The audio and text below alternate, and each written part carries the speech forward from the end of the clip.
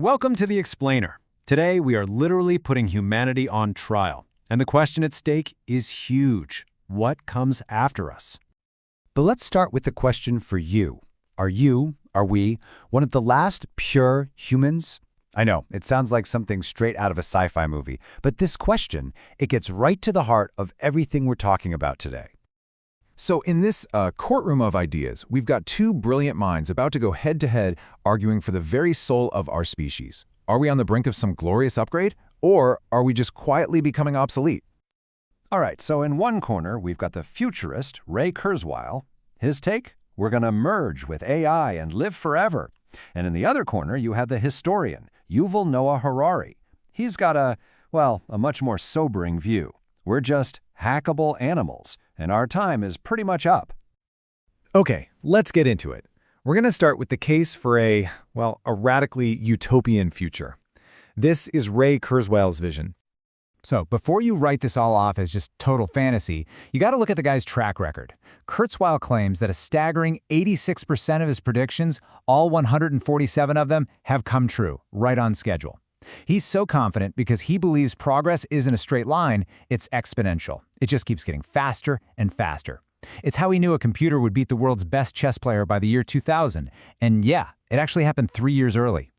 And that same exponential curve is why he's laid out a pretty wild timeline for our future. He says by 2029, an AI is going to be so good you literally can't tell it apart from a human. Then, through the 2030s, it's going to master everything we can do and more. And then, 2045, that's the big one. He calls this moment the Singularity. But for him, it's not the end. Not at all. It's a merger. It's the moment we finally break free from the, let's face it, kind of clumsy and fragile biological hardware we were all born with.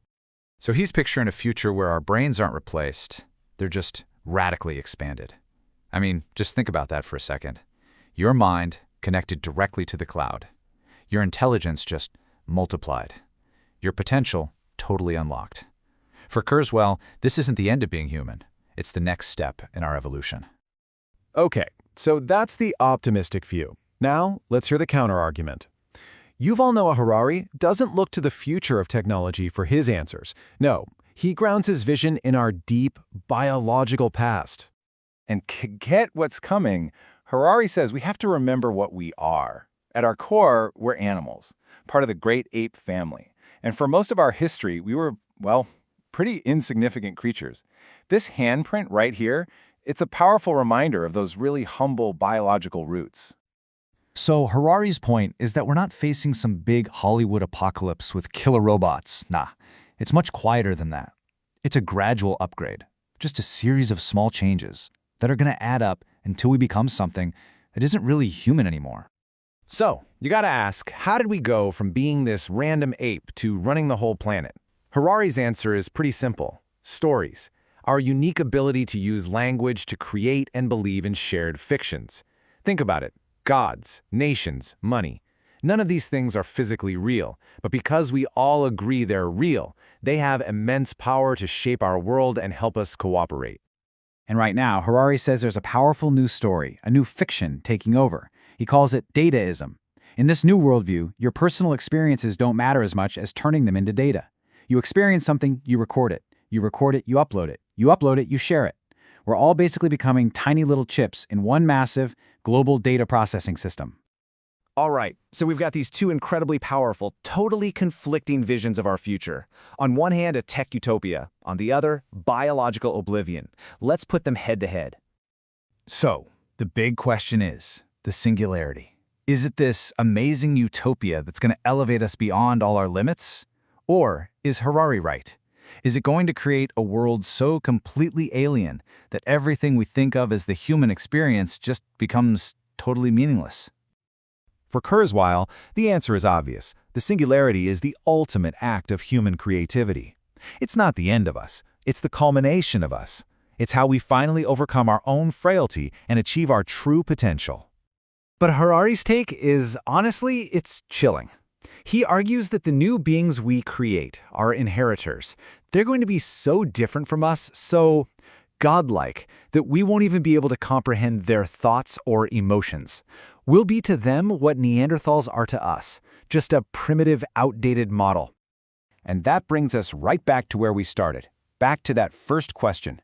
But now you can feel the weight of it, right? The stakes are crystal clear. Are we watching the final act for the animal that called itself Homo Sapiens? And according to Harari, this isn't going to be some big dramatic decision we make. It's a slow drift. It's happening in all the small, everyday choices we're already making. Every new health app, every new genetic therapy, every little biohack. Each one is a tiny, seemingly harmless step on the path to upgrading ourselves right out of existence. Okay, so we've heard the arguments from the futurists and the historian. What's the verdict? After all that, where does the truth actually lie?